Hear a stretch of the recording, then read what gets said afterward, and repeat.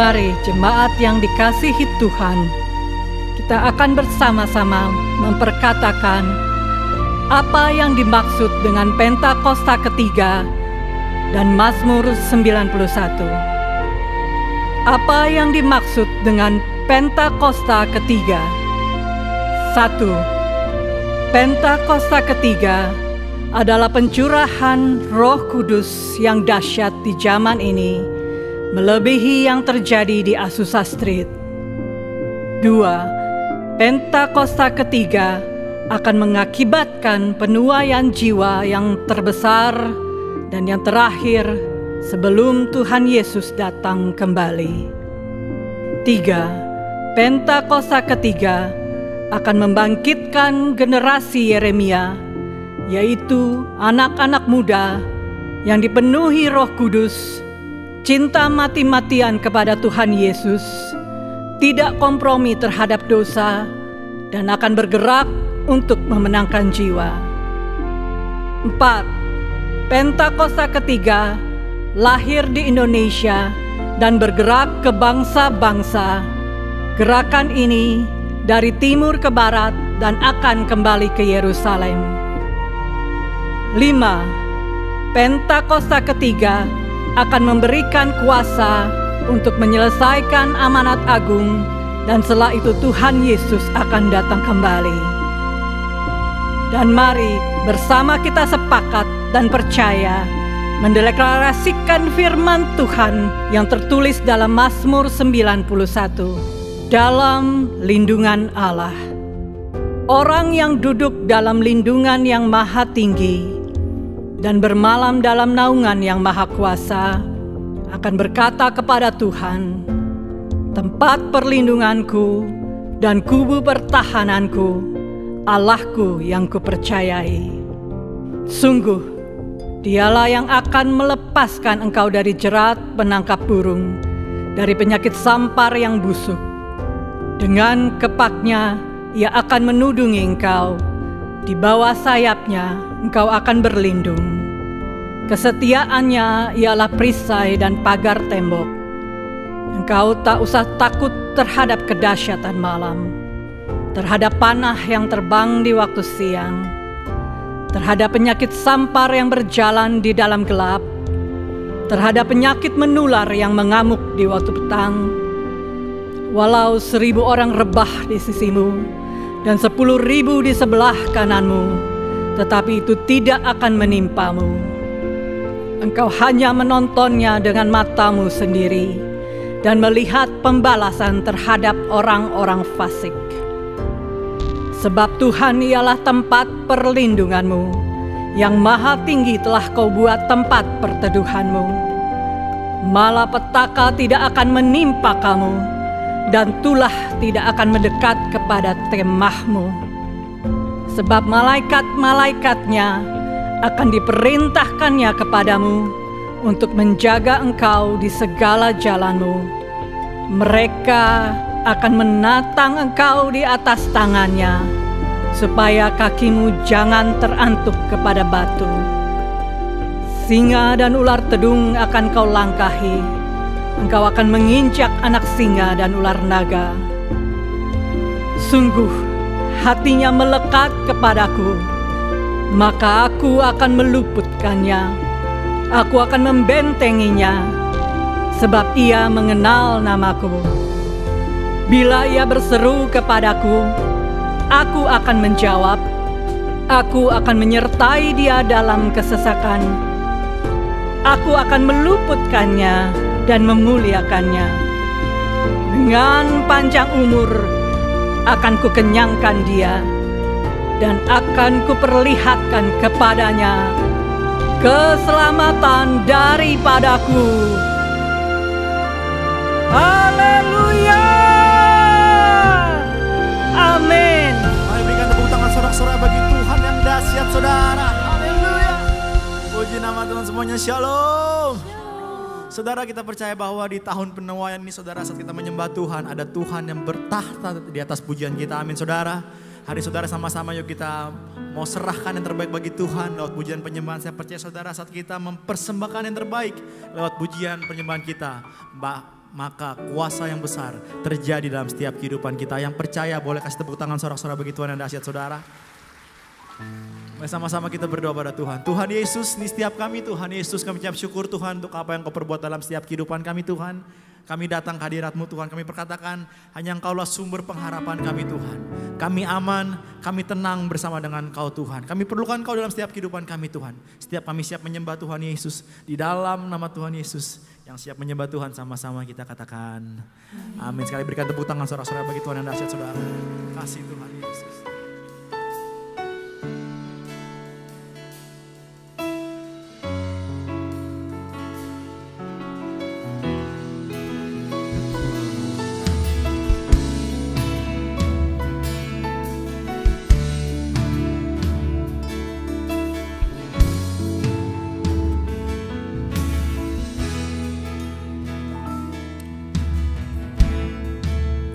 Hope be my anthem, Lord, when the world has fallen quiet, you stand beside me. Give me a song in the night, Jesus, I need every moment, I need you. Hear now this graceful heart sing out your praise forever. Beautiful ashes, you find a way and contrite heart, shoulders its burden, and carry it into the light. Jesus, I need you every moment, I need.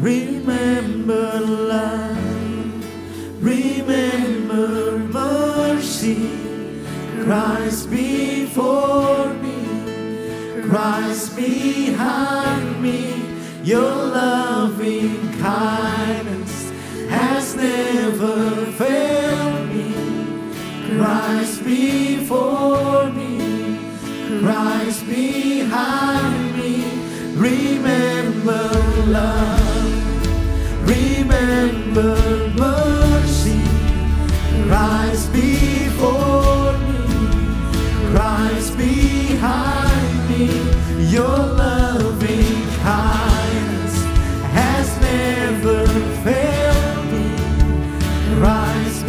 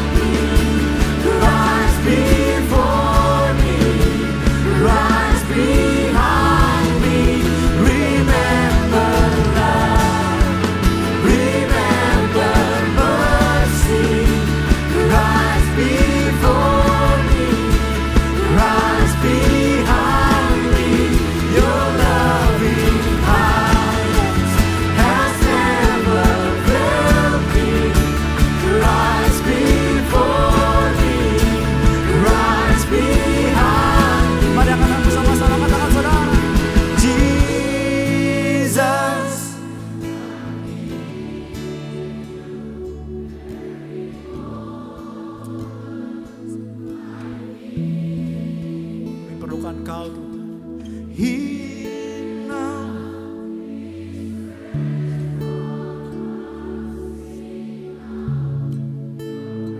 Mana kau memerlukan Tuhan, angkat tangan saudara, katakan Jesus, I need you Lord, Jesus, Jesus.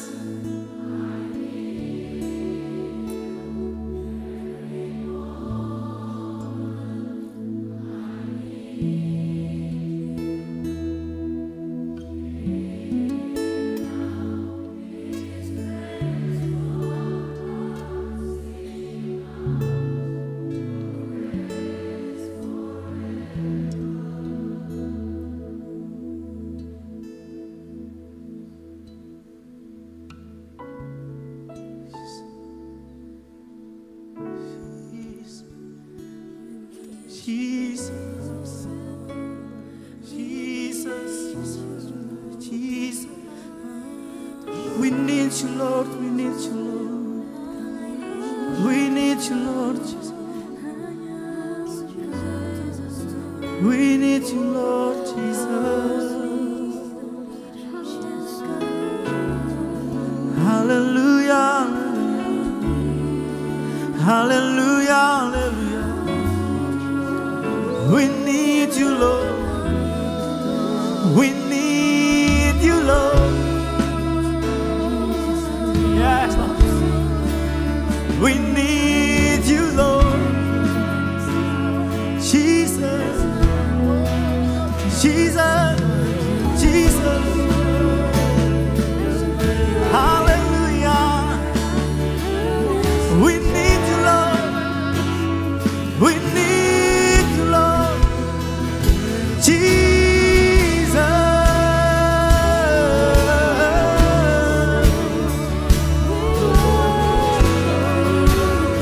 kami perlukan Engkau Tuhan. Ini setiap sembah kami Tuhan.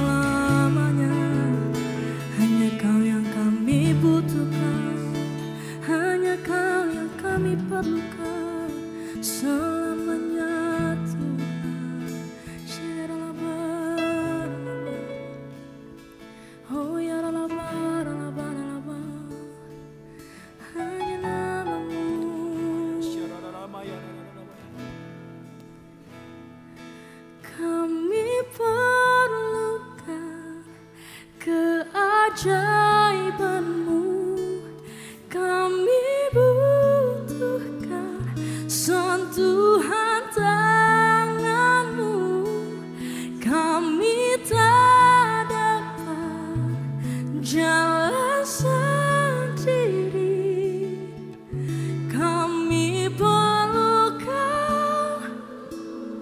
Amin. Katakan, kami perlukan keajaiban-Mu,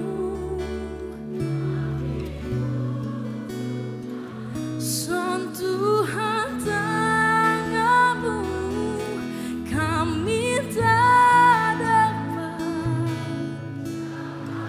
Kami perlu Engkau Tuhan Yesus, kami perlu Kau Tuhan. Kami perlukan keajaiban-Mu. Di setiap musim hidup kami, yang kami butuhkan hanya Engkau Tuhan Yesus.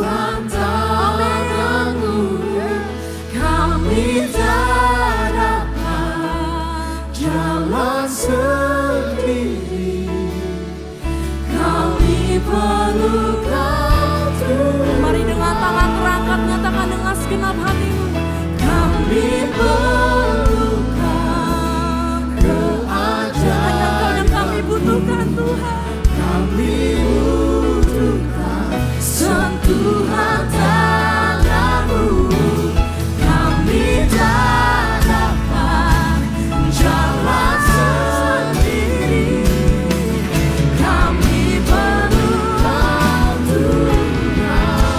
Mari serukan namanya dengan segenap hatimu, nyatakan, kami perlukan keajaiban-Mu, kami butuhkan sentuhan tangan-Mu, kami tak dapat jalan sendiri, kami perlu Kau Tuhan. Mari sekali lagi angkat suara menyatakan, kami perlukan keajaiban-Mu, kami butuhkan sentuhan tangan-Mu, kami tak dapat jalan sendiri, kami perlu Kau Tuhan. Sebab dalam hidup ini kami perlu Kau Tuhan, kami perlu Kau Tuhan, kami perlu Kau Tuhan. Kasih tepuk tangan yang meriah buat Tuhan Yesus. Haleluya. Biar selama-lamanya hanya Engkau yang kami butuhkan dan kami andalkan. Hanya di dalam nama Tuhan Yesus yang percaya sama-sama katakan amin. Jemaat Tuhan shalom. Semua bersuka cita hari ini, amin. Saya mau lihat tangan-tangan umat pemenang, boleh lambaikan tanganmu. Sorakan haleluya. Mari tepuk tangan buat Tuhan kita, come on. Hey.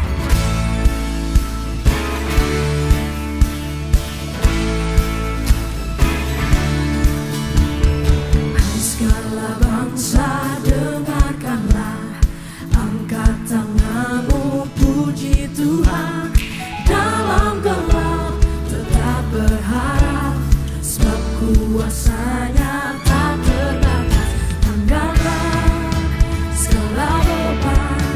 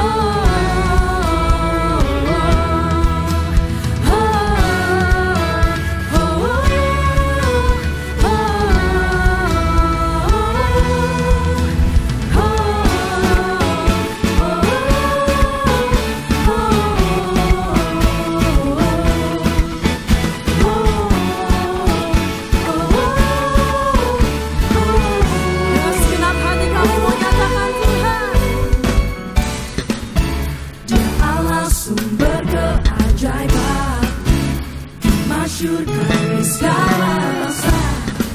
Perbuatannya tak terduga, dengan imanku berbenah.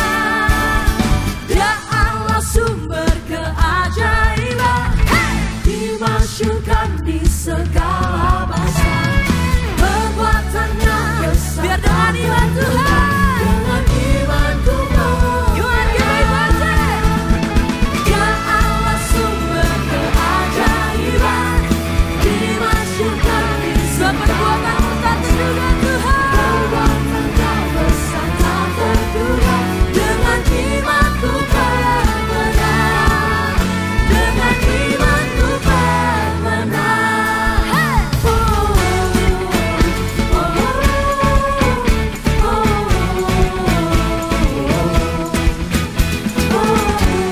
Mari nyatakan, dengan imanku berbenah.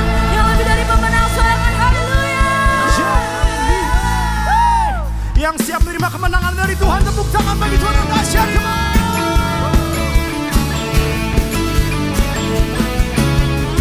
Kami terima kemenangan daripada Tuhan Yesus. Kami siap menuai bagi Tuhan yang percaya katakan amin.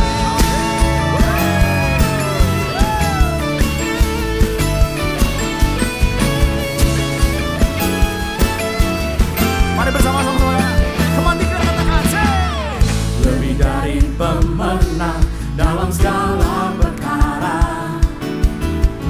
Iblis telah dikalahkan oleh kuasa darahnya. Katakan, jika Allah di pihak kita, siapa dapat melawan? Kita lebih dari pemenang. Sekali lagi sama-sama katakan, lebih dari pemenang dalam segala perkara. Katakan dengan iman saudara. Iblis telah dikalahkan oleh kuasa darahnya. Jika Allah di pihak kita, siapa dapat melawan?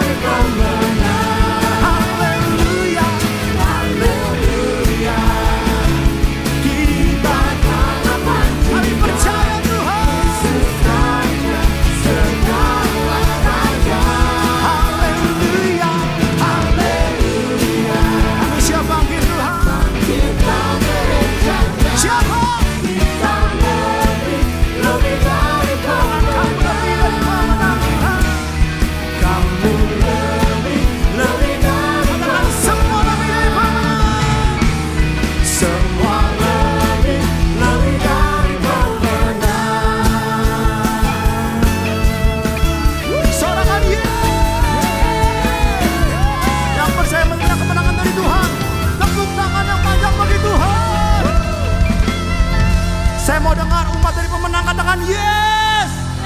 Katakan yes. Katakan kamu lebih dari pemenang. Katakan. Kamu lebih dari pemenang. Hey.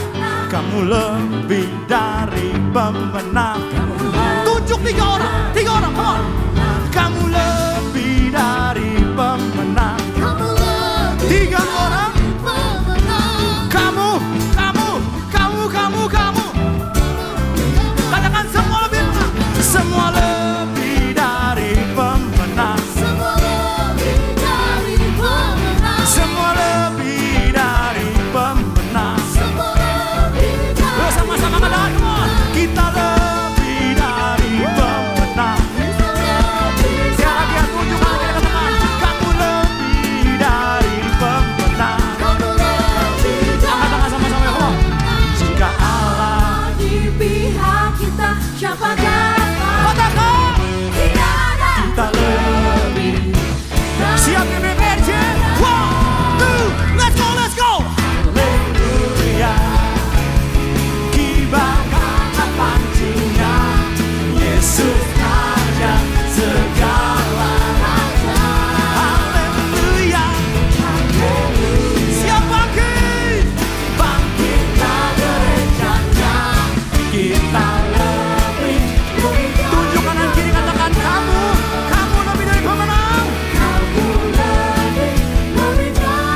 Katakan semua lebih dari pemenang. Semua lebih dari pemenang. Yang percaya tepuk tangan bagi Tuhan yang dahsyat. Haleluya. Kami lebih daripada pemenang sebab ada Tuhan Yesus yang menyertai kami. Terima kasih ya Bapak. Kami mengangkat tangan kami mau berdoa untuk Indonesia. Kami bawa Tuhan, biarlah Indonesia terus masuk dalam rencana dan rancangan-Mu yang sempurna ya Tuhan. Kami berdoa Indonesia akan menjadi bangsa yang besar, bangsa yang maju dan sejahtera. Transformasi terjadi di segala bidang ya Tuhan. Untuk perekonomian Indonesia kami berdoa akan terus tumbuh, bangkit Tuhan di dalam nama Tuhan Yesus. Di era yang Pentakosta yang ketiga ini Tuhan, kami berdoa biarlah hujan pertobatan itu turun atas Indonesia ya Tuhan. Indonesia akan dituai bagi hormat dan kemuliaan Tuhan. Indonesia akan dipenuhi oleh kemuliaan Tuhan. Terima kasih Tuhan. Kami berdoa untuk Presiden Prabowo dan wakilnya Pak Gibran.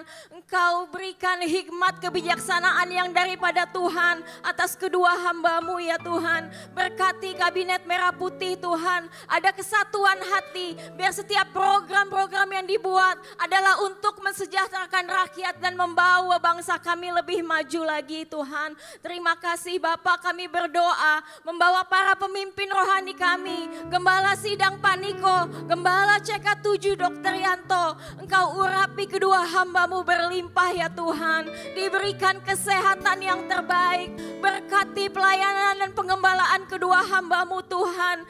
Ada tanda-tanda heran menyertai kedua hamba-Mu ya Bapa. Engkau berikan kuasa, nyatakan kuasa dan kemuliaan-Mu Tuhan. Kemanapun kedua hamba-Mu diutus Tuhan. Ada covering Tuhan yang sempurna beserta seluruh keluarga besarnya Tuhan. Saat ini kami berdoa Tuhan, membawa generasi Yeremia ke dalam tangan-Mu. Generasi yang akan bangkit atas gereja-gereja Tuhan, atas Indonesia dan atas bangsa-bangsa. Seperti panah di tangan pahlawan, Engkau akan terbang tinggi melesat, dipakai menjadi future leaders di masa depan. Generasi yang bergerak ikut memenangkan jiwa dan menyelesaikan amanat agung. Hanya di dalam nama Tuhan Yesus. Haleluya. Amin. Silakan duduk Bapak Ibu dikasih Tuhan Yesus.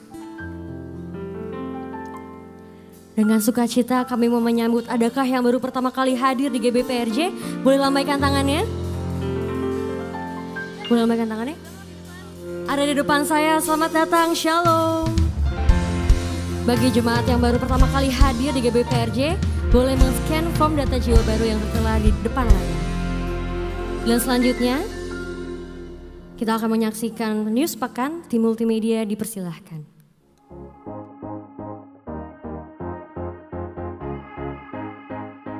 Shalom, Berikut kami sampaikan beberapa pengumuman. Ibadah Raya hari Minggu 16 Februari 2025, pukul 7, 9, dan 11.30 waktu Indonesia Barat, dilayani oleh Pastor Randy Junedi BSC. Pukul 16.30 waktu Indonesia Barat, dilayani oleh PDM Teresa Cynthia Tirta Diregi SH. GBI PRJ Mandarin pukul 9 waktu Indonesia Barat, dilayani oleh Pendeta Liami. Ibadah Raya disertai dengan ibadah King's Kids, ibadah anak berkebutuhan khusus, Little Blessing Toddler, Sekolah Minggu, Joshua Generation Kids Church English Service, ibadah Junior Church Indonesian Service, 316 Youth English Service, dan ibadah 2 PM yang Adult and Couple Service. Unit pelayanan jemaat akan mengadakan penyerahan anak pada hari Minggu 23 Februari 2025 pukul 11.30 waktu Indonesia Barat. Bagi Bapak Ibu yang ingin menyerahkan anak-anak, harap segera mendaftarkan diri. Pendaftaran dibuka mulai tanggal 1 sampai dengan 17 Februari 2025 secara online via www.gbprj.org. Untuk informasi lebih lanjut, dapat menghubungi counter sekretariat di depan setelah ibadah selesai.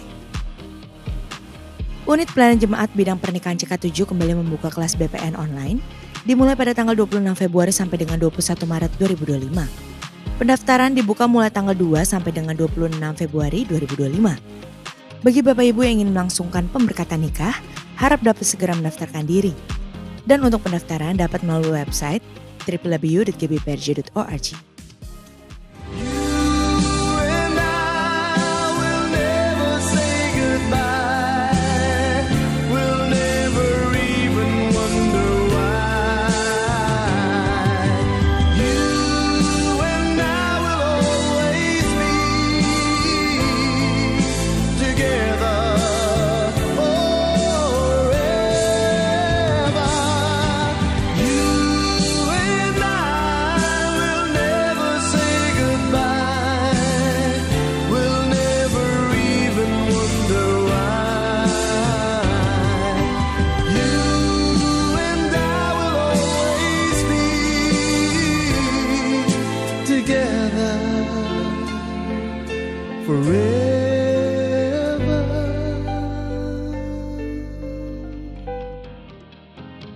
Sesuai firman Tuhan dalam Amsal 3 ayat 9 menyatakan, muliakanlah Tuhan dengan hartamu, dengan hasil pertama dari segala penghasilanmu.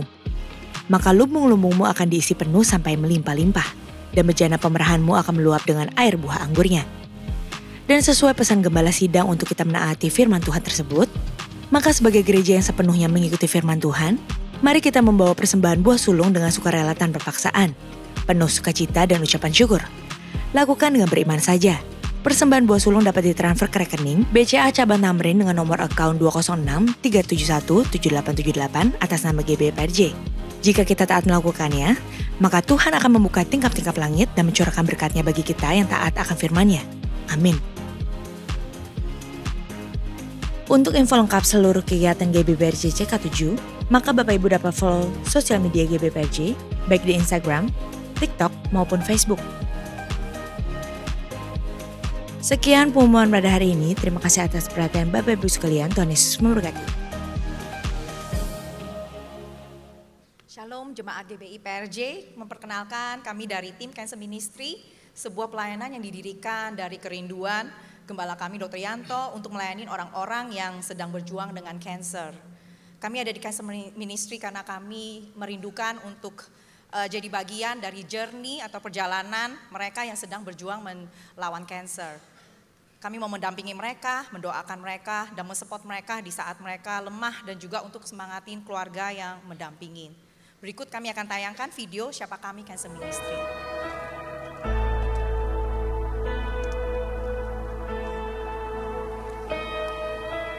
I just wanna speak the name of Jesus over every heart and every mind.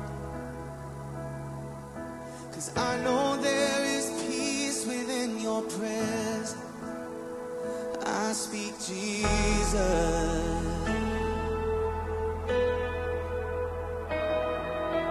I just wanna speak the name of Jesus to till every dark addiction starts to break. Declaring there is hope and there is freedom. I speak Jesus. Your name is power. Your name is healing. Your name is life. Break every stronghold. Shine through the shadows. Burn like a fire.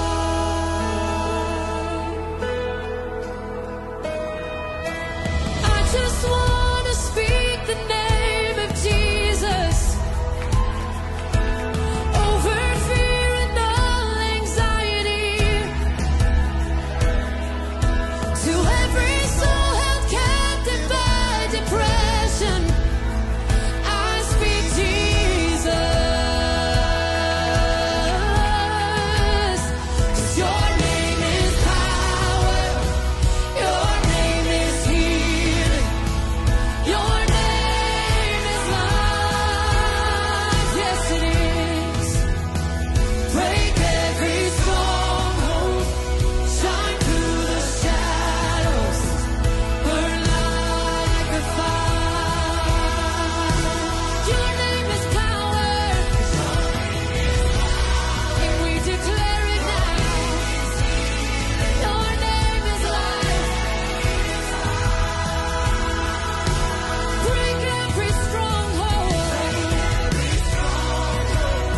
And shine through the shadows. Burn like a fire.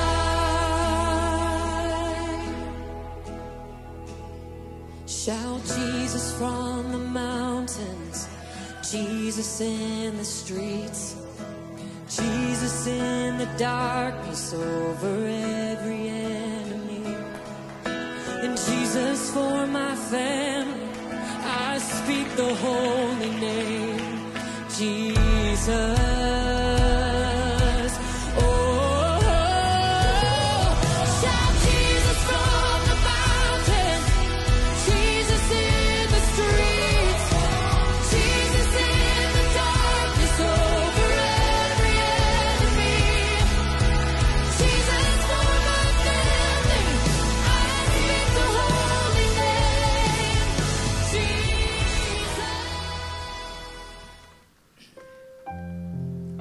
Setiap tahun pada tanggal 4 Februari seluruh dunia memperingati World Cancer Day, Hari Kanker Dunia, di mana masyarakat global digerakkan untuk meningkatkan kesadaran mengenai kanker, memperbaiki pendidikan, dan mendorong tindakan pribadi, kolektif, dan pemerintah dalam melawan kanker. Tahun ini World Cancer Day temanya adalah United by Unique, bersatu karena keunikan. United in our challenges, unique in our stories. Bersatu dalam menghadapi tantangan kita, unik dalam setiap kisah kita. Meskipun kita diciptakan sebagai individu yang unik dan berbeda, Tuhan menghendaki kita tetap bersatu di dalam Dia untuk saling menguatkan. Kami dari bidang doa berkolaborasi dengan Cancer Ministry. Berdoa di sepanjang ibadah dan melepaskan doa kolak terhadap jemaat-jemaat yang hadir. Pendoa yang mempunyai hati melayani, memberi waktu untuk mendengar pergumulan-pergumulan jemaat cancer. Bersama-sama kami berdoa, pribadi lepas pribadi. Karena kami tahu, 2-3 orang berkumpul Tuhan hadir. Dan tidak ada doa yang tidak dijawab Tuhan. Sesi ini berjalan di awal sebelum ibadah dan di akhir setelah ibadah. Seringkali jemaat cancer memberi kesaksian. Bagaimana mereka menghadapi kesusahan. Rasa sakit, ketakutan, merasa tidak ditemanin, jauh dari orang-orang. Tapi Tuhan menjawab tepat waktu. Tuhan ada bagi pasien kanker. Dia hadir untuk memberi kekuatan yang baru, semangat yang baru, bahkan terobosan-terobosan baru di dalam roh, jiwa, dan tubuh melalui pelayanan kasih di dalam Cancer Ministry. Kami dari tim Caring berkolaborasi dengan Cancer Ministry. Kami melayani bukan saja di ibadah raya Cancer Ministry, tapi kami melayani bagi jiwa yang tidak hadir. Kami mengunjungi dan mendoakan mereka di rumah, bahkan di rumah sakit. Bagi Bapak Ibu yang perlu permohonan doa, perlu dikunjungi, segera hubungi kami. Kami mau mengundang Bapak Ibu, Saudara sekalian yang memiliki keluarga, teman atau siapa saja yang sedang berjuang melawan kanker untuk bergabung sama kami di ibadah Cancer Ministry yang ada di setiap bulan di hari Sabtu Minggu ketiga, dan KUL kami yang kami adakan di setiap Sabtu di minggu kedua, di mana di KUL kami saling menguatkan lewat doa dan juga kesaksian kebaikan Tuhan gimana dalam perjalanan kami untuk melawan kanker. Terima kasih, God bless you. Beri tepuk tangan yang terbaik untuk Tuhan kita Yesus. Sebab hari ini kami mau datang kepadamu Tuhan Yesus. Kami rindu akan kasih-Mu dengan hati dan jiwa kami Tuhan. Kami menyenangkan hati-Mu, sebab itulah tujuan hidup kami Tuhan. Terima kasih Tuhan.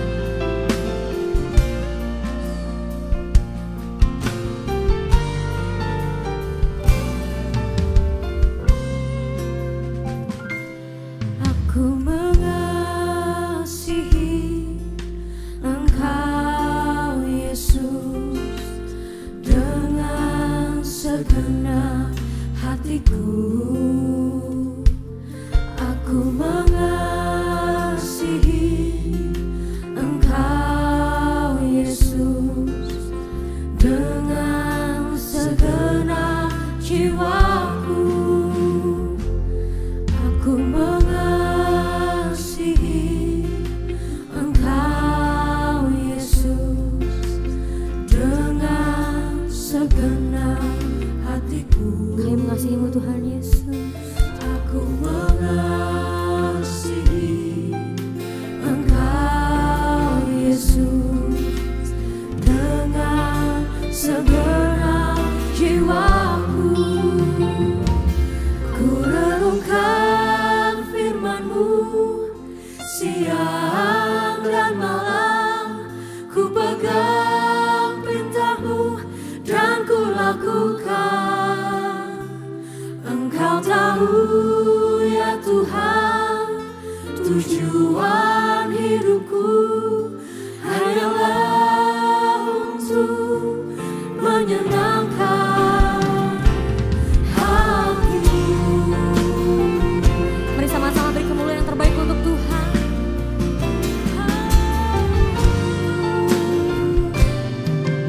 Sebab kami mau mengasihi-Mu Tuhan Yesus. Aku mengasihi Engkau Yesus dengan segenap hatiku. Aku mengasihi Engkau Yesus dengan segenap jiwa. Kami renungkan firman-Mu siang dan malam, ku pegang perintah-Mu dan ku lakukan. Engkau tahu ya Tuhan, tujuan hidupku hanyalah untuk menyenangkan. Ku renungkan firman-Mu siang dan malam, ku pegang perintah Tuhan Yesus dan ku lakukan. Engkau tahu ya Tuhan, tujuan hidupku hanyalah untuk menyenangkan. Renungkan firman-Mu siang dan malam, ku pegang. Kami berpegang teguh Tuhan Yesus akan firman-Mu.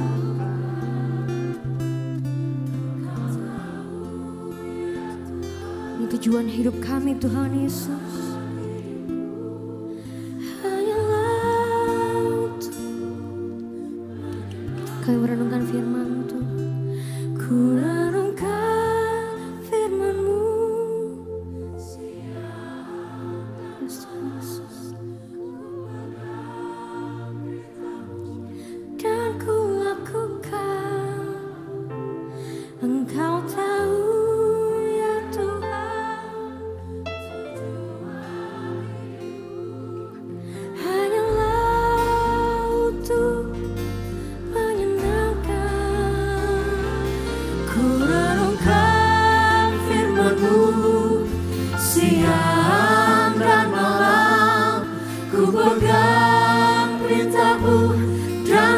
lakukan.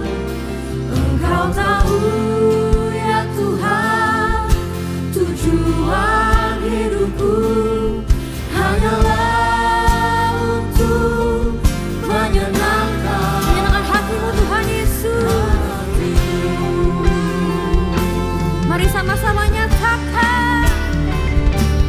Ku renungkan firman-Mu siang dan malam, ku pegang perintah-Mu dan ku lakukan.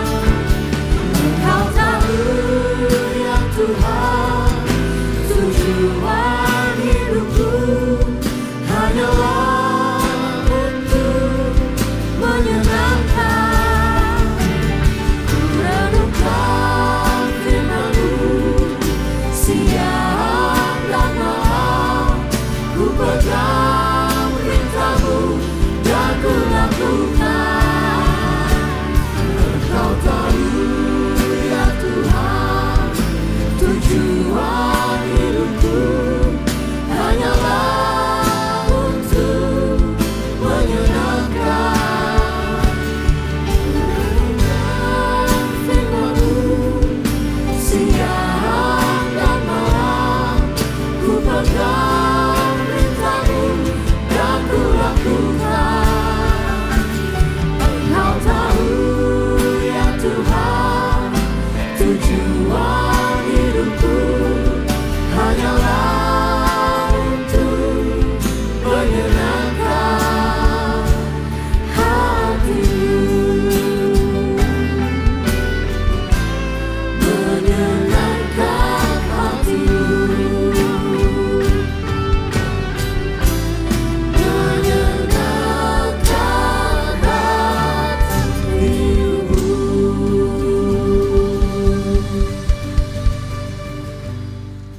Bapa, selidiki hati kami. Apakah sungguh kami ada di sini karena kami rindu untuk menyenangkan hati-Mu? Apakah kami inginkan Engkau lebih daripada berkat-Mu? Pagi ini Tuhan, kami rindu masuk lebih dalam dan lebih dalam lagi dalam hadirat-Mu. Sucikan dan layakan setiap dari kami Tuhan. Kami ingin dengar pesan-Mu, kami ingin dengar kebenaran-Mu dan hanya kebenaran-Mu Tuhan. Kami rindukan Engkau lebih daripada apapun juga. We love you Lord. Holy Spirit, we need you. Kuasailah ruangan ibadah ini, kuasailah ruangan hati kami. Tidak ada tempat untuk iblis. Iblis tidak akan bisa mencuri firman-Mu karena kami akan menangkapnya, kami akan pulang, kami akan melakukannya dan kami akan menjadi lebih daripada pemenang. Di dalam nama Tuhan Yesus. Haleluya. Amin. Silakan duduk saudara. Saya akan mulai dengan sebuah pertanyaan. Berapa banyak di antara saudara yang beriman bahwa tahun 2025 adalah tahun penuaian? Boleh saya lihat tangan-tangannya? Luar biasa ya. Nah, siapa sih yang punya visi ini saudara? Yang punya visi ini adalah gembala sidang kita Insinyur Niko. Dia adalah nabi yang peka dengar suara Tuhan.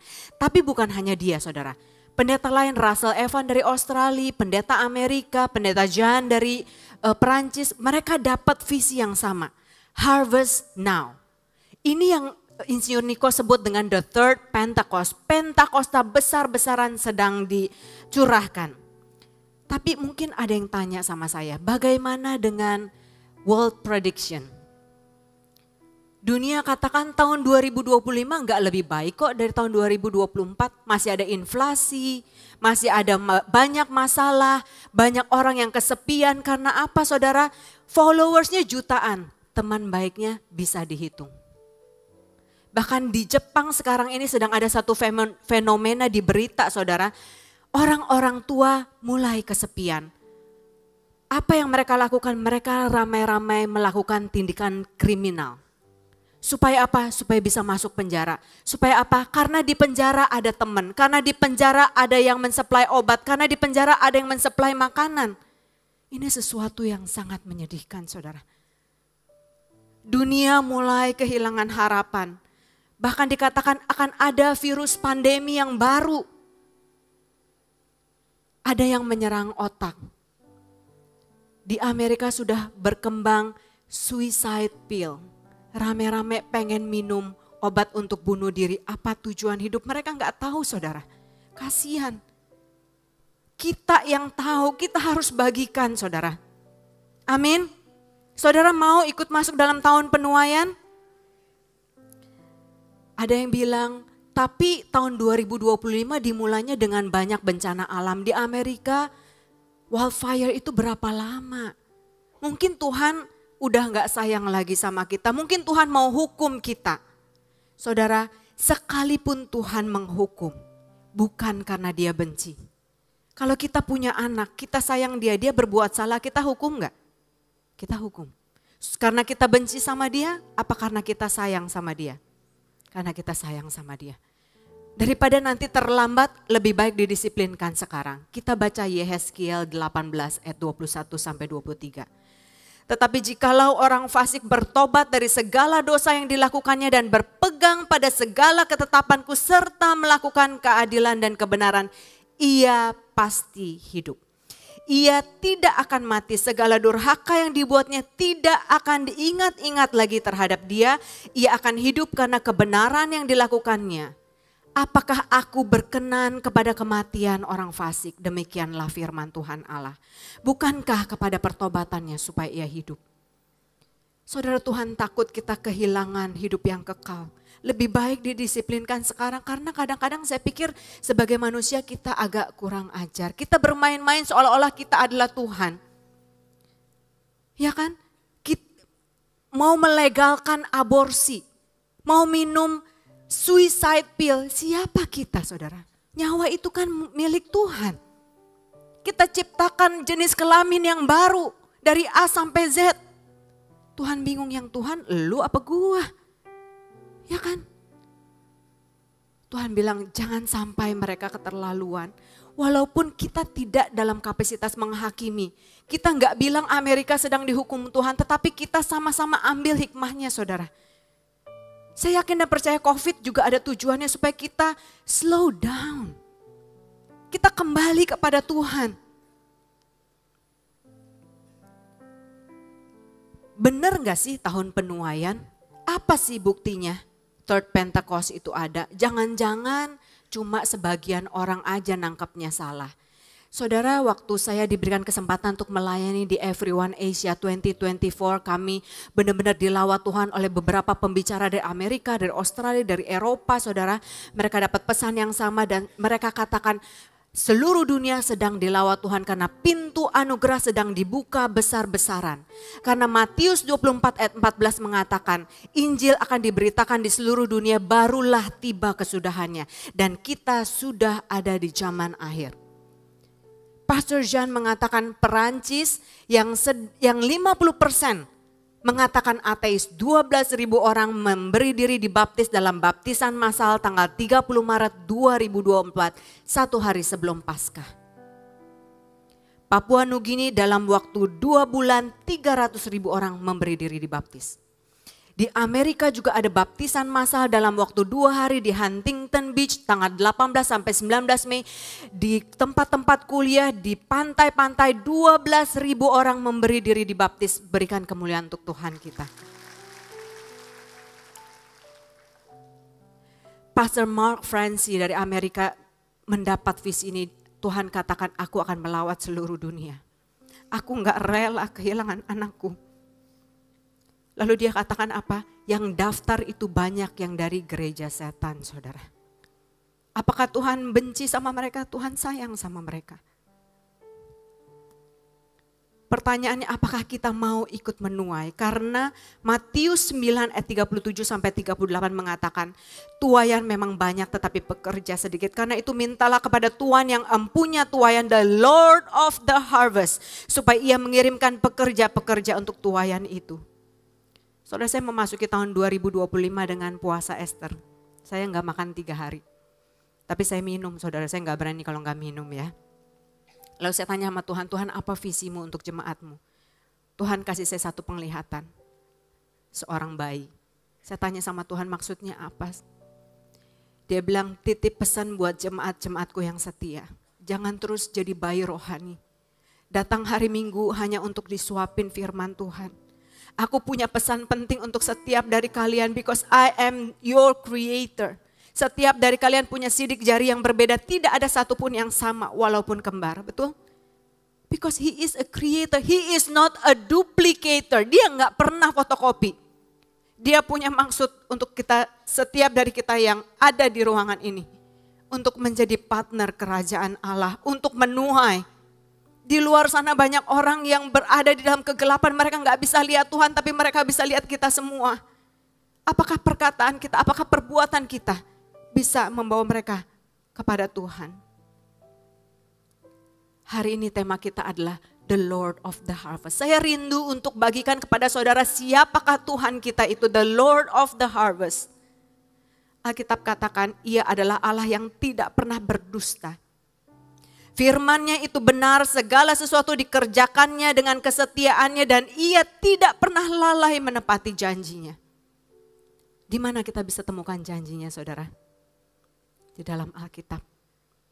Kalau saudara setia, kalau saudara taat, saudara akan menuai janji itu. Amin. Dia berjanji, orang yang menabur dengan mencucurkan air mata akan menuai dengan bersorak-sorai. Orang yang berjalan maju dengan menangis sambil menabur benih, pasti pulang dengan sorak-sorai sambil membawa berkas-berkasnya. Perhatikan kata pasti, karena ia adalah Allah yang tidak pernah ingkar janji. Saudara, kadang-kadang dalam kehidupan kita, Tuhan izinkan kita difitnah. Saudara bisa lihat, dikhianati, dihakimi. Kita punya begitu banyak masalah. Tapi saudara jangan fokus kepada masalahnya. Izinkan Tuhan masuk. Karena tidak ada masalah yang terlalu besar sehingga Tuhan tidak bisa menolong. Tidak ada dosa yang terlalu besar sehingga Tuhan tidak bisa mengampuni. Tuhan hanya perlu saudara izinkan dia masuk dan dia akan berperang untuk hidup saudara. Saudara bisa lihat, kita akan keluar bagaikan emas siar murni. Alkitab katakan berbahagialah orang yang suci hatinya karena ia akan melihat Allah. Bagaimana kalau ada masalah di tahun 2025? Tunggu waktunya Tuhan. Dia akan bereskan. Do your best and He will do the rest. Amin. Jangan terlalu khawatir. Oh dunia katakan ini, oh berita katakan ini, oh teman saya katakan ini. Saudara mau dengar kata siapa? Pilihan ada di tangan kita. Yohanes 1 ayat 1-4 katakan, pada mulanya adalah firman. Firman itu bersama-sama dengan Allah dan firman itu adalah Allah sendiri. Segala sesuatu dijadikan oleh dia dan tanpa dia tidak ada sesuatu pun yang terjadi dari segala yang telah dijadikan. Di dalam dia ada hidup dan hidup itu adalah terang manusia. Saudara dan saya. Terang itu bercahaya di dalam kegelapan dan kegelapan itu tidak akan pernah menguasainya. Ada seorang anak bertanya kepada ibunya, "Mah, manusia itu kenapa bisa ada ya?" Mamanya bilang, "Oh, karena dulu Tuhan ciptakan Adam dan Hawa." Tapi papa bilang gak begitu mah, papa bilang kita dari monyet. Oh, itu keluarga papa nak, keluarga mama dari Adam dan Hawa. Karena dunia selalu bilang gak ada Tuhan, Big Bang Theory, boom, dunia jadi. Manusia dari monyet. Monyet mana yang sampai sekarang masih jadi manusia saya tanya. Saudara mau percaya yang mana? Iblis tidak bisa membuat Yesus berdosa. Iblis tidak bisa memaksa Hawa untuk berdosa. Dosa adalah keputusan kita. Apalagi ketika kita punya Roh Kudus. Roh Kudus akan terus ingatkan kita. Hari ini kita akan belajar siapakah the Lord of the Harvest. Tetapi karena kita baru sinca saudara, saya rindu untuk membagikan kebenaran dari segi sejarah China. Bukan saya racist, saya juga gak bisa bahasa Chinese. Saudara, saya cuma Chinese di luar, Indonesia di dalam. Ya. Tetapi kita harus tahu bersama bahwa ada 3 pilar kepercayaan di China. Buddhism, Confucianism, dan Taoism. Agama Buddha, Konghucu, dan Tao. Kapan mereka muncul? 500 sebelum Masehi. Saudara tahu bedanya Masehi dengan sebelum Masehi gak? Masehi itu pada waktu Tuhan Yesus lahir kalender itu dimulai. Masehi 1, 2, 3 sampai sekarang 2025. Sebelum Masehi dipukul mundur karena belum ada kalendernya. 1 sebelum Masehi, 2 sebelum Masehi, 2000 sebelum Masehi gitu. Pusatnya adalah Yesus. Ya. Britannica.com mengatakan bahwa bangsa China mulai ada 4000 tahun yang lalu. Saya cek di website 5000, tapi saya cari-cari bukti sejarah tidak ada yang menunjukkan bahwa bangsa China eksis 5000 tahun yang lalu. 4000 sekian. Apa kata Alkitab? Saudara punya handphone? Oke, keluarin handphonenya, pilih aplikasi yang kalkulator. Kalau nggak tahu, tanya sebelahnya, kalkulator yang mana sih? Gua kalau ngitung tuh pakai otak, nggak apa-apa, boleh juga pakai otak. Pakai sempua boleh, silakan. Tahun 1801 seorang bapak rohani James Asher mencoba menghitung setiap tenggang waktu yang ada di Alkitab mulai dari Adam sampai akhir. Dia menemukan ada 5.775 tahun, 6 bulan dan 10 hari pada tahun 1801. Ya. Sampai sini nangkep, tadi katanya yang pagi kecepatan, saya akan coba perlahan. Sekarang tahun berapa? 2025. Berarti dari 1801 sampai 2025 ada berapa tahun? Oke, ditambahin ke 5.775. Kan tahun 1801, 5.775 tahun. Nangkep? Oke, sekarang udah berapa tahun umur bumi? 5999, ada yang gak nangkep? Nangkep ya. Ada 6.000 tahun, 2.000 tahun dari Adam sampai Abraham, 2.000 tahun dari Abraham sampai Yesus, 2.000 tahun sekian dari Yesus sampai sekarang. Oke? Kita lanjut. Nanti di rumah saudara buka Kejadian 5, saudara akan nemukan Tuhan menciptakan semuanya, kemudian Adam menjadi ayah dari Set tahun umur 130, Set menjadi ayah dari Enos tahun 105 dan selanjutnya sampai Nuh lahir 1056. Oke?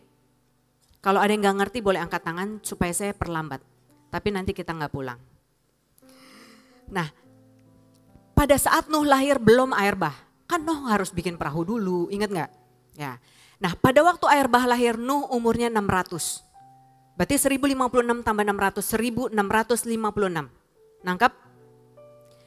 Waktu itu kan cuma ada Nuh sendiri yang diselamatkan dan keluarganya, iya enggak? Mereka bicaranya satu bahasa, orang sekeluarga gitu, ya. Dan mereka mulai menjadi sombong, keluarga kita yang paling disayang sama Tuhan. Kita bikin ini yuk, menara yuk. Namanya Menara Babel. Kita bikin menara yang tinggi sampai ke langit supaya kita bisa ke surga tanpa Tuhan. Tuhan menjadi marah, kurang ajar gitu ya. Terus Tuhan bilang, aku akan menyerahkan engkau, aku akan memecahkan bahasamu sehingga engkau tidak bisa berkomunikasi lagi. Nangkep? Ya, oke. Nah, pada waktu Menara Babel itu dibuat, Nuh masih hidup, kurang lebih 300 tahun. Kurang lebih. Ya. Jadi 1656 air bah. Menara Babel 300 tahun. Berarti berapa? Kelompok A? 1956. Betul? Oke. Kalau umur bumi 6.000 tahun, dia 1900 sekian. Berapa tahun yang lalu mereka terserak? Kira-kira aja. Berapa? Kelompok B? 4.000 tahun sekian. Klop enggak? Klop. Berikan kemuliaan buat Tuhan kita. Jadi Allahnya orang Israel, Allahnya orang Chinese, Allahnya kita orang Indo sama. Alkitab tidak pernah berdusta karena itu adalah firman Allah dan Allah tidak pernah berdusta. Karena itu sifat dan karakter dia. Pertanyaannya, kalau penyembah-penyembah berhala yang berbentuk patung itu ada pada waktu 500 tahun sebelum Masehi, sebelum itu mereka menyembah siapa? Gitu kan? Pertanyaannya, mereka menyembah Allah yang namanya Shangti. Shangti ini Allah yang Maha Esa, tidak berwujud karena dia roh. Tidak ada gambarnya, tidak ada patungnya. Itu adalah Allah kita. Buktinya apa? Bahasa Chinese kan karakternya piktograf. Dibuat dari lambang-lambang gambar, betul? Ya, oke, kita buktikan. Kata garden atau taman terdiri dari kata dust atau debu, breath atau nafas kehidupan, pagar, dan 2 orang di dalamnya. Taman apakah ini? Taman Eden. Kata devil berasal dari kata secret atau rahasia, kehidupan, ada orang di dalam taman. Itulah tujuan si iblis. Kata boat atau ark atau bahtera berasal dari kata perahu kayu dengan ada 8 nafas kehidupan di dalamnya. Siapakah itu? Nuh, istrinya, 3 orang anaknya, dan 3 orang menantunya. Total 8 orang di dalam bahtera. Yang lebih merinding lagi, kata righteousness adalah ada domba di atas manusia. Itu adalah kebenaran yang sejati. Tepuk tangan buat Allah kita. Luar biasa gak saudara? Luar biasa. Salah satu dinasti yang tertua di China namanya Shang Dynasty. Itu adanya 1600 sebelum Masehi. Dan ditemukan Shang Dynasty ini membuat sebuah pohon perunggu yang namanya Sansing Tui. Berarti 3600 tahun yang lalu. Pohon perunggu ini menggambarkan keharmonisan antara manusia dengan hewan. Ada burung-burung di sana. Burungnya di sini, yang layar B ya. Di sebelah kiri burung yang atas yang bulat itu adalah buah. Buah itu dilindungi oleh daun-daun yang tajam seperti pisau. Supaya apa? Supaya tidak ada orang yang memetiknya. Dan kalau saudara lihat yang C, itu ada sebuah tangan lentik di pohon itu. Hanya satu. Yang ingin memetik buah itu. Tangan perempuan. Dan di dasar dari pohon itu ada seekor ular naga panjang sedang menunggu. Bukankah ini kejadian 3? 3600 tahun yang lalu ini sudah ada. Saudara pernah ke Beijing? Ada yang pernah ke Beijing? Enggak ada? Ada yang pernah ke Israel? Oh, saudara lebih holy. Ke Israel, Beijing mah nggak level. Nah, di Beijing itu ada sebuah gedung yang namanya The Temple of Heaven. Dulunya namanya adalah The Altar of Heaven and Earth. Tempat apa ini? Tempat sang kaisar, the emperor, 1 tahun sekali masuk ke sana memohon pengampunan dosa bagi rakyat Chinese untuk memberkati panen mereka. Apa yang emperor lakukan? Gak ada orang yang bisa masuk ke situ, hanya emperor, seperti imam besar. Kalau saudara tahu rumah Allah ada the Holy of Holy yang ruang Maha Kudus, itu hanya yang boleh masuk imam besar. Masuk di dalam kekudusan berpuasa, kaisar berpuasa sebelumnya. Dan dia mempersiapkan apa? Korban sajian tepung terbaik, binatang yang tidak bercacat untuk dipersembahkan kepada Sangti. Kalau zaman dulu imam besar masuk ke ruang Maha Kudus, itu dia harus pakai bel di kakinya. Supaya apa? Supaya imam-imam lain yang di luar yang gak boleh masuk bisa dengar kerincing. Berarti imam besar masih hidup. Karena Tuhan katakan be holy for I am holy. Kalau kerincingannya berhenti cukup lama berarti imam besar sudah mati. Gak boleh ada yang masuk gotong mayatnya. Harus ditarik keluar pakai talinya. Dan kaisar sungguh-sungguh berdoa, berpuasa dan dia harus cuci semuanya. Agama seberang kan juga ya kalau berdoa harus cuci-cuci. Itu sebenarnya sama kebudayaannya saudara. Dia harus lepasin jubah rajanya, dia harus pakai jubah khusus berlutut. Memohon ampun untuk orang Chinese. Berkati panen kami, the Lord of the harvest. Dan itu juga yang tertulis di kitab imamat. Bahkan di imamat katakan imam besar akan masuk membawa anggur, itu semua sama saudara. Dari mana mereka tahu semua ini? Dari Nuh. Diceritakan turun-temurun. Kapan bangsa China ini mengenal Yesus? Yesus dikenalkan oleh seorang misionaris Italia yang namanya Matteo Ricci. Ini adalah patung Matteo Ricci yang diabadikan di sana sebagai ucapan terima kasih. Tapi dulu kan dikuasai oleh Katolik Roma. Kristen kan setelah kita protes namanya Kristen Protestan gitu ya. Nah, Matteo Ricci ini sangat berhikmat, sangat jenius, sangat pandai. Dia ahli geografi, ahli astronomi, ahli matematika, ahli apalagi tuh. Bahasa, dia mempelajari bahasa Chinese, dia bisa tulis, dia bisa baca. Saya aja kalah saudara, dia lebih Chinese daripada saya. Dia Italia di luar, Chinese di dalam. Ya, dia bisa bercakap-cakap, dia pelajarin semua. Untuk pertama kalinya bangsa Chinese, negara China masuk di world map, peta dunia. Karena Matteo Ricci. Tadinya orang gak tahu di mana tuh China gitu. Dan saking pinternya Matteo Ricci ini adalah orang pertama, orang asing yang boleh masuk ke Forbidden City karena dia diangkat menjadi advisor oleh Emperor Wanli. Begitu pintar, begitu berhikmat, dia tahu semua seperti Daniel, seperti Salomo. Jadi Emperor bilang, boleh gak kamu jadi penasihat kami? Boleh, karena itu adalah tujuan Matteo Ricci. Dia dapat hikmat dari Tuhan. Ketika sang kaisar sudah bertobat, seluruh orang China akan bertobat. Wow. Luar biasa. Dan kekristenan itu terus maju pesat sampai ke Emperor Kangxi. Kangxi ini seorang kaisar yang sangat fasih sastra. Dia menulis ribuan lagu, ribuan puisi yang menggambarkan hubungan dia dengan Tuhan. Ada satu puisinya, kalau saudara bisa Chinese, saudara bisa Google. Dia menggambarkan betapa dia bisa merasakan penderitaan Yesus pada waktu disalibkan seperti Daud. Itu begitu dekat hubungannya dan banyak orang China yang membuka hatinya untuk Tuhan. Sampai kegelapan berusaha menutupi terang itu.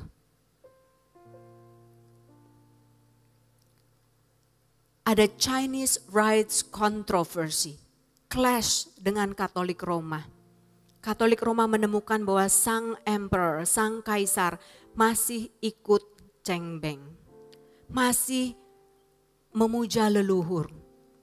Tapi Kangxi pastikan, Matteo Ricci juga tahu. Mereka sebenarnya bukan menyembah berhala saudara. Mereka menghormati out of their respect for mereka punya orang tua yang masih hidup. Ada paman, ada kakek, ada nenek. Mereka datang ikut hanya untuk bersih-bersih. Mereka enggak menyembah berhala. Karena kan Alkitab katakan hormatilah orang tuamu, betul? Dibawain dong, masa papanya enggak dianterin? Tapi kemudian kedengaranlah sampai puncaknya di Pope Clement XI. Dikatakan kalian gak boleh lagi sebut nama Sancti karena kalian adalah bangsa kafir. Kalian gak boleh ikut dalam ritual itu. Semua yang ikut adalah penyembah berhala. Kalian tidak pantas masuk surga, kalian harus masuk neraka. Dikirimlah bishop-bishop dari Dallas, dari French. Menghina sang kaisar di depan rakyatnya. Saudara pernah nonton film silat? Bagaimana mereka memuja sang kaisar bagaikan dewa, mereka harus berlutut. Sang kaisar sudah merendahkan dirinya sedemikian rupa mengatakan aku bukan Tuhanmu, kita sama-sama sembah Yesus. Tapi kemudian dihina, kamu harusnya masuk neraka. Bagaimana perasaan kaisar? Rakyatnya begitu marah saudara. Akhirnya mereka katakan kami tidak boleh lagi menjadi orang Kristen. Kekristenan di-ban di China 1721 dan komunisme muncul di 1949. Hal yang sama terjadi di India. Gandhi pernah sekali pengen jadi Kristen. Dia bilang, aku suka Yesusmu. Dia begitu penuh kasih, dia begitu mengampuni. Bahkan dia ajarkan kalau pipi kanan ditampar berikan pipi kirimu. Dia adalah perwakilan Allah yang sempurna dalam diri seorang manusia. I like your Christ, but I do not like your Christians. Your Christians are so unlike your Christ. Kalau aku harus jadi seperti kalian, munafik, jadi batu sandungan, aku lebih baik gak mau jadi orang Kristen. Sekali lagi kegelapan berusaha menutupi terang itu, tetapi tidak akan berhasil. Data di tahun 2020 mengatakan ada 7,4% orang Kristen di China. Berikan kemuliaan untuk Tuhan. Karena apa? Semakin ditekan, semakin booming saudara. Tapi kekristenan yang di China itu diawasi pemerintah. Teman saya yang di Hong Kong bilang harus ada perwakilan pemerintah dalam ibadah mereka. Mereka nggak bebas untuk berbahasa roh, mujizat dan lain-lain. Itu nggak boleh saudara, itu ada liturginya. Bahkan teman saya yang anaknya sekolah di Suncheon, kalau mau booking ruangan ibadah untuk persekutuan, itu biasanya dibilang penuh. Mereka harus bilang, kita mau meeting, dikasih ruangannya. Gitu. Jadi mereka mengadakan underground church. Beribadah di sana. Ada yang ngajarin, mereka juga nggak tahu gimana caranya ketemu Roh Kudus, tetapi rasa lapar, rasa haus mereka membuat Roh Kudus begitu luar biasa hadir dalam ibadah mereka. Ada seorang pendeta dari Lancaster Bible College USA yang namanya Pastor Wayne Cordeiro. Pastor Wayne dikirim ke sana untuk memuridkan 22 orang jenderal-jenderal prajurit Kristus di underground church. Waktu pastor datang dia katakan, apa yang terjadi kalau kita ketahuan nih, kita Bible study underground. Mereka bilang, pastor nggak usah takut. Pastor akan dideportasi dalam waktu 24 jam, kami akan masuk penjara selama 3 tahun. Wow. Terus pastor tanya, berapa dari antara 22 ini yang pernah masuk penjara? 18 angkat tangan dan mereka bilang, kami siap untuk masuk penjara lagi. Wow, luar biasa. Pastor tanya, by the way, jemaat kalian tuh berapa? Kalian tahu satu orang itu membawahi berapa jemaat? 20 juta jemaat. Kita di sini mungkin 3.000. 1.000 itu 3 kali ruangan ini. 20 juta, saudara bisa bayangin berapa banyak gak? Mereka datang ke Hunan, sembunyi-sembunyi. Lalu pastor bilang, oke, tapi saya cuma bawa 15 Alkitab. Kita akan baca 2 Petrus 1. Terus mereka bilang, kamu aja deh, aku hafal 2 Petrus 1. Pastor tanya, dari mana kamu hafal? Pastor lupa ya, kita kan di penjara 3 tahun. Di penjara itu kita punya banyak waktu untuk baca Alkitab. Tapi dari mana kamu punya Alkitabnya? Oh, kita nggak pernah lihat Alkitab utuh. Kita punya cuma sobekan, kita dapat 1 lembar demi 1 lembar. Kita harus hafalin cepet-cepet. Kalau ketahuan itu dimusnahkan, bahkan mungkin hukuman kami ditambah. Tapi kami saling bertukar pasal. 1 lembar mungkin 5 pasal, kalau ada 6 dari antara kami hafal 30 pasal, cepat-cepat kami berbisik-bisik. Kalau ada anggota keluarga kami yang menjenguk, kita titip 1 pasal lagi. Mereka juga bisa masuk penjara juga. Tapi enggak apa-apa, kami rela karena kami mau kenal Allah kita. The Lord of the Harvest, Sang Tiang kami sembah.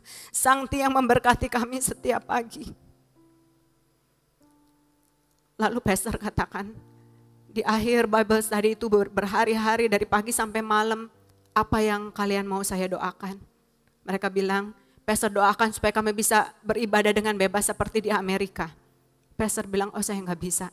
Hah, kenapa? Di Amerika, kalau gerejanya 1 jam perjalanan jauhnya, mereka nggak ibadah. Sekarang pun gereja banyak yang kosong. Yang datang orang-orang tua yang hanya datang hanya takut sudah mau meninggal. Mereka perlu Tuhan. Sebelum itu mereka lupa. Kalian datang berpuluh-puluh jam naik kereta, jalan kaki, naik bus, mempertahankan nyawa kalian. Di gereja saya, kalau ibadah firman Tuhannya lebih daripada 40 menit. Mereka sudah lihat-lihat jam, mereka akan keluar sebelum doa berkat. Di gereja saya, 1 orang bisa punya 2 Alkitab, mereka nggak pernah buka Alkitabnya. Kalian hanya punya 1 lembar. Kalian baca itu. Kalian lakukan mujizat. Kalian multiplikasi. Saya berdoa supaya Amerika bisa dilawat Tuhan seperti China. Saudara mau lihat ekspresi mereka ketika mereka dapat Alkitab itu? Silakan multimedia. Saya minta WL dan singers untuk bantu.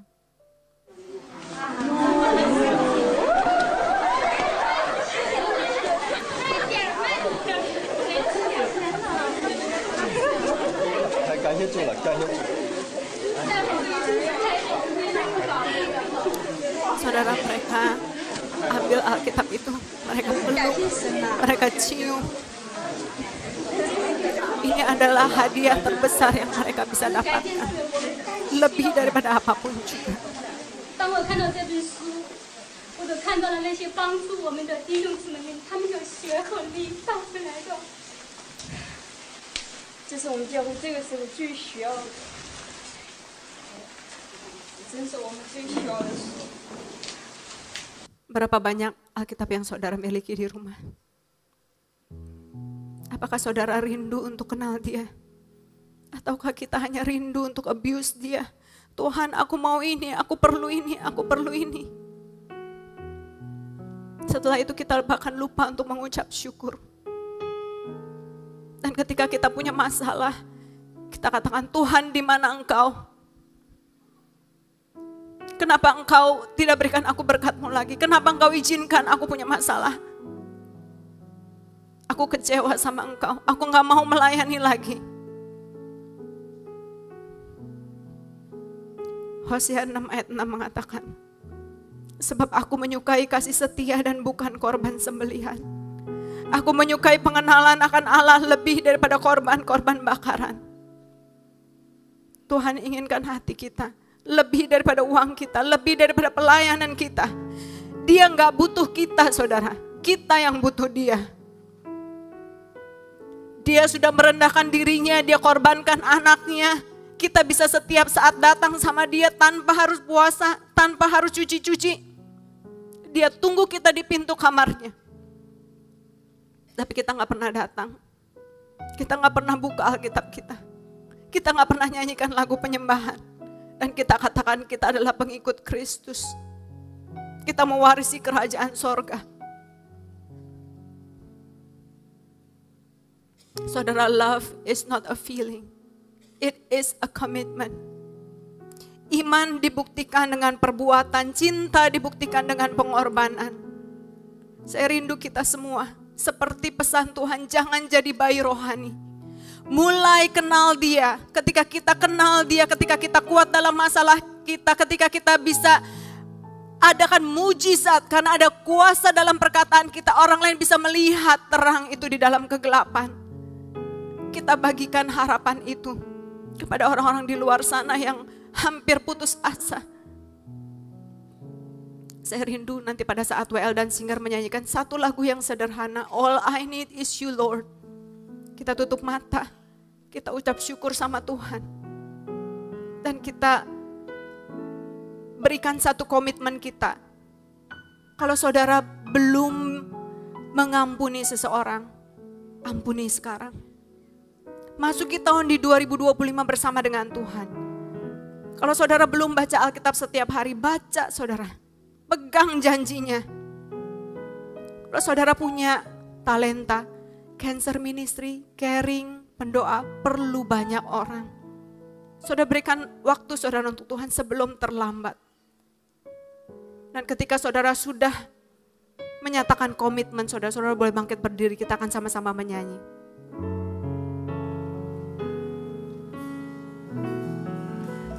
All I need is you. Tutup mata saudara. All I need is you, Lord.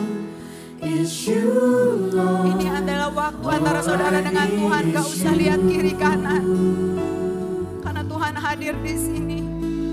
All I need is you. Dia inginkan hatimu lebih daripada apapun juga. All I need is you.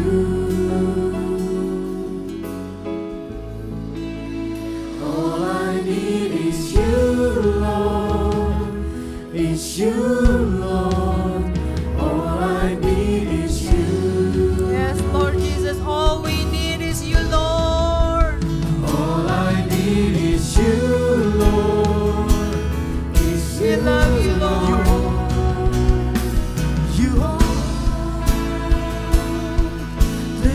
Sama-sama nyanyikan.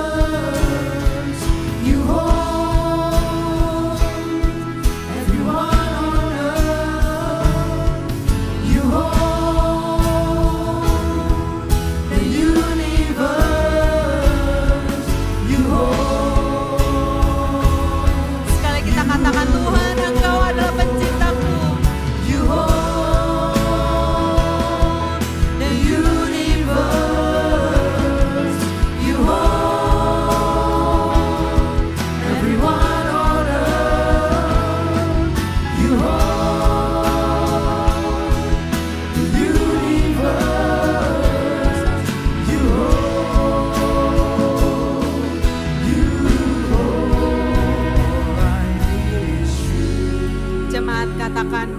I need is you, Lord.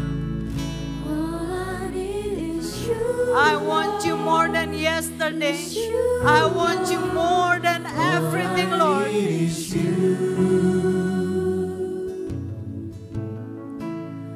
All I need is you, Lord.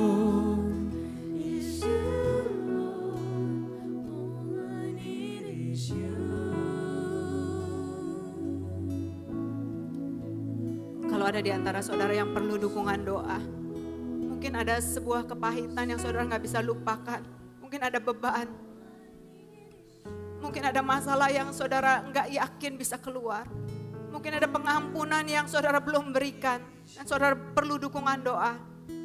Saudara boleh angkat tangan dan kita semua akan doakan. Karena ketika ada unity, berkat mengalir buat teman-teman yang lain, kita sungguh-sungguh doakan mereka.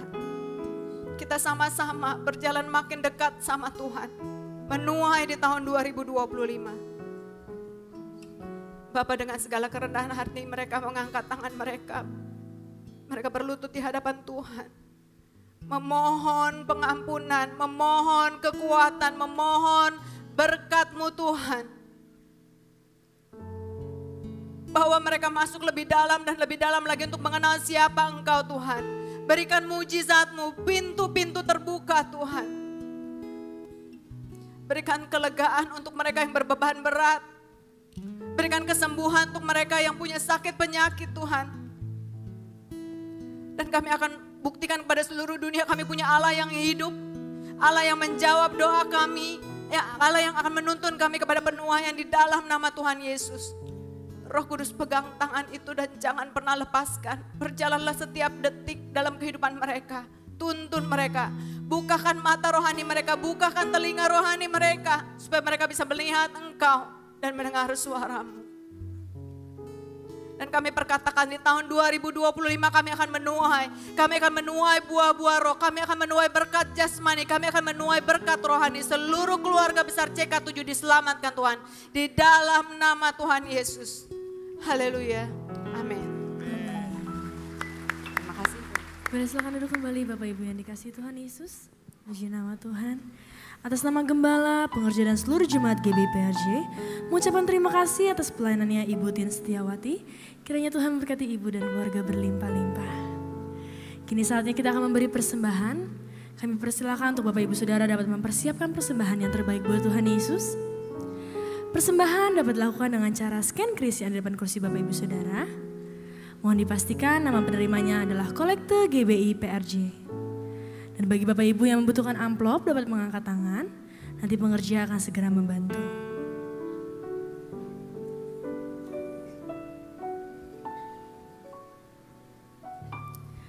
Baik, jika sudah siap, saya undang sekali lagi kita sama-sama bangkit berdiri. Kita akan mendeklarasikan doa persembahan lalu ditutup oleh doa berkat. Mari sama-sama kita bangkit berdiri, kita bersatu di dalam doa. Bapa, kami bersyukur buat semua berkat-Mu. Kami membawa persembahan sebagai wujud syukur. Kami percaya kami menerima kesehatan, keluarga, bisnis, pekerjaan, dan kuliah yang terbaik. Ini adalah waktu memberi persembahan. Dalam nama Tuhan Yesus Kristus. Amin. Selamat memberi, Tuhan berkati. Segalanya yang ku miliki, semuanya daripada-Mu. Kan ku bawa persembahanku yang terbaik hanya bagi-Mu. Mari kita persiapkan hati untuk doa berkat. Segalanya yang ku miliki, semuanya daripada-Mu. Kan ku bawa persembahanku yang terbaik hanya bagi-Mu.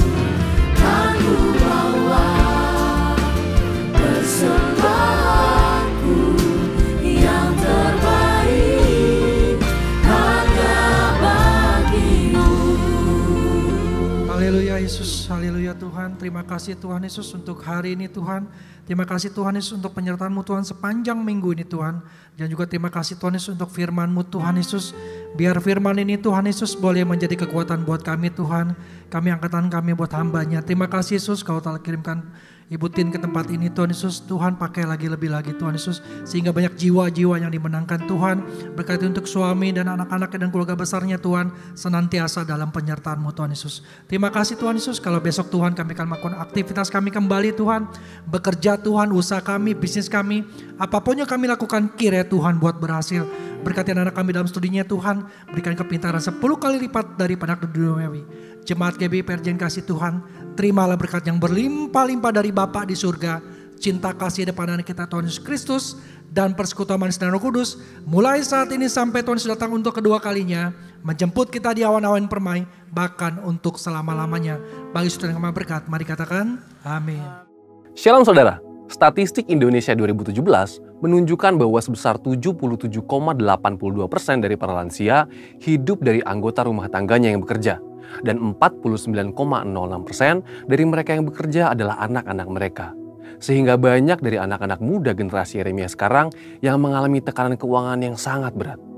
Mereka kesulitan bukan karena tidak mampu bekerja untuk memenuhi kebutuhan, tetapi karena terhimpit seperti sandwich oleh tuntutan dari generasi di atasnya dan dari bawahnya seperti dirinya sendiri, istri atau suaminya, dan anak-anak mereka. Karena beban keuangan yang sangat berat tersebut, maka banyak orang memiliki anggapan bahwa generasi sandwich ini seperti generasi yang salah dilahirkan atau salah membuat keputusan keuangan. Namun, benarkah demikian? Tentu tidak. Kita adalah generasi Yeremia, yaitu anak-anak muda yang dipenuhi Roh Kudus, cinta mati-matian kepada Tuhan Yesus, tidak kompromi terhadap dosa, dan akan bergerak untuk memenangkan jiwa. Kita adalah murid Yesus yang melakukan apa yang Yesus lakukan. Salah satunya adalah menjadi saluran berkat bagi orang yang membutuhkan. Dalam Voice of Pentecost kali ini, kita akan membahas generasi Yeremia, bukan generasi sandwich. Pertama, kita perlu pahami bahwa istilah generasi sandwich tidaklah muncul baru-baru ini. Tahun 1981, seorang profesor di Universitas Kentucky Lexington, Amerika Serikat, menuliskan satu artikel berjudul The Sandwich Generation, Adult Children of the Aging. Generasi sandwich dikatakan sebagai generasi orang dewasa yang harus menanggung 3 generasi. Orang tuanya atau generasi atas, anaknya atau generasi bawah, dan dirinya sendiri yang terhimpit di tengah. Menjadi sumber penghidupan bagi seluruh anggota keluarga bukanlah suatu pilihan atau salah dilahirkan, tetapi merupakan suatu kebenaran. Apalagi jika anggota keluarga kita memang dalam keadaan yang tidak mampu bekerja oleh karena gangguan kesehatannya atau tidak mencukupi kebutuhannya. Ini merupakan perintah Tuhan. Di 1 Timotius 5 ayat 8 menuliskan perintah untuk kita memelihara sanak saudara kita. Jika kita tidak peduli pada kondisi keluarga kita, Rasul Paulus katakan kita lebih buruk dari orang yang tidak beriman. Kemudian kita harus menyadari fakta yang menunjukkan meskipun banyak generasi sandwich yang sangat kesulitan keuangan atau pasangan suami istri yang mengalami keretakan karena menanggung beban orang tua yang sudah tidak produktif, banyak dari generasi sandwich tersebut tetap bersukacita menanggung beban berat tersebut. Namun, ada 2 alasan besar yang mengakibatkan definisi generasi sandwich mempunyai konotasi yang negatif oleh karena mereka menjadi generasi yang terjepit. Alasan tersebut antara lain adalah dari sisi yang ditanggung, merasa bahwa generasi anak-anak mereka memang wajib memberikan semua yang diminta oleh orang tua, tanpa sadar bahwa yang dimintanya itu melebihi kemampuan anak-anaknya. Beberapa orang tua menganggap mereka lebih berhak atas penghasilan anaknya dibandingkan dengan pasangan anak-anak mereka. Sikap dan perilaku tersebut acap kali menimbulkan konflik di antara anak-anak mereka dengan pasangannya. Dalam kondisi ini, apa yang dituliskan Alkitab bagi kita? 1 Timotius 6 ayat 6-8 mengajarkan untuk setiap orang percaya memiliki rasa cukup. Ibrani 13 ayat 5 mengulang pesan yang sama dengan tambahan supaya kita jangan menjadi hamba uang. Biarlah setiap orang mencukupkan diri dengan penghasilan yang diterimanya. Untuk para orang tua, percayalah bahwa anak-anak yang sudah dibesarkan di dalam Tuhan pasti berusaha untuk menjadi berkat bagi orang tuanya. Dari sisi penanggung, mereka gagal memahami bahwa kita harus menghormati orang tua kita seperti yang firman Tuhan katakan di salah satu dari 10 perintah Allah. Sehingga akan baik keadaan kita dan lanjut umur kita, firman Tuhan katakan di Ulangan 5 ayat 16. Tetapi memang kita harus senantiasa minta tuntunan Roh Kudus agar dapat membedakan prioritas dalam mengatur keuangan. Seperti misalnya bisa membedakan kebutuhan-kebutuhan antara keluarga inti dan keluarga besar. Di samping itu, Tuhan Yesus juga mengatakan di Lukas 14 ayat 28 mengenai perlunya sebuah perencanaan. Dalam hal ini adalah perlunya memiliki sebuah perencanaan keuangan agar kita bisa mencukupi di masa depan dan tidak menjadi generasi sandwich selanjutnya. Setelah anak dan orang tua ada dalam paradigma yang benar di dalam Tuhan, maka kita dapat membuat strategi untuk keluar dari himpitan keuangan ini. Bagaimana caranya? Yang pertama, berdoa, minta campur tangan Tuhan dalam keadaan keuangan kita. Yang kedua, membuat anggaran keuangan. Yang ketiga, investasi untuk masa tua. Yang keempat, membelikan orang tua asuransi kesehatan seperti BPJS atau asuransi kesehatan lainnya. Dan yang kelima, harus bisa membedakan prioritas antara keluarga inti dan keluarga besar. Jadi, tetaplah menjadi saluran berkat bagi keluarga saudara, bukan karena keterpaksaan, tetapi dengan kerelaan hati. Oleh kuasa Roh Kudus, generasi yang terjepit ini akan diangkat menjadi generasi Yeremia yang memberkati banyak orang. Ada janji Tuhan dalam Yeremia 17 ayat 7, diberkatilah orang yang mengandalkan Tuhan, yang menaruh harapannya pada Tuhan. Saudara, untuk penjelasan lebih lengkapnya dari tim teologi kami, silakan buka link yang ada di atas atau scan QR Code yang tersedia. Maranatha, Tuhan Yesus memberkati.